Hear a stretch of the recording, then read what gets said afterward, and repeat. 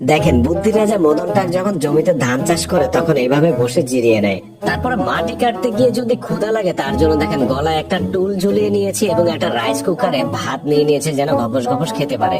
এরপরে দেখেন পিঠের সাথে একটা বিছানা বেঁধে নিয়েছে, কাজ করতে করতে ক্লান্ত লাগলে যেখানেই রাত সেখানেই কাত। কাজ করতে গিয়ে যদি বেশি গরম লাগে তার জন্য দেখেন টুল দিয়ে একটা টেবিল ফ্যান পিঠের সাথে বেঁধে নিয়েছে। তারপর দেখেন অন্যের জমি থেকে নিজের জমিতে কিভাবে আইল ফুটা করে পানি নিতে হয় সেই টেকনিক।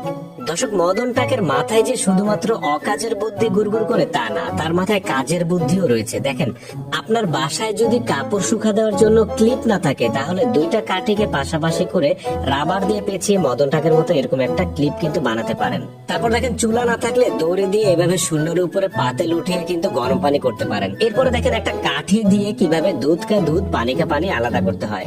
বোতল কেটে মাল্টিপ্লাগকে বৃষ্টির হাত থেকে বাঁচাতে পারেন। আবার চাইলে সাইকেলের সাথে করাত বেঁধে মদন টাকের মতো কাঠও কাটতে পারেন। চাইলে মাথার সাথে পানির পাইপ বেঁধে থালা বাটি ধুইতে পারেন এবং মোবাইল স্ট্যান্ড বানানোর জন্য চার্জার ব্যবহার করতে পারেন।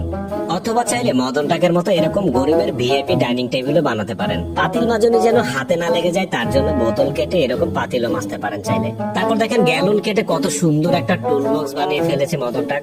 আজকের ভিডিওতে দেখানো মদন টাকের কোন টেকনিকটা আপনার কাছে সবচেয়ে বেশি ভালো লেগেছে কমেন্ট করে জানাবেন এবং পরবর্তী ভিডিও দেখার আমন্ত্রণ রইল। ধন্যবাদ সবাইকে।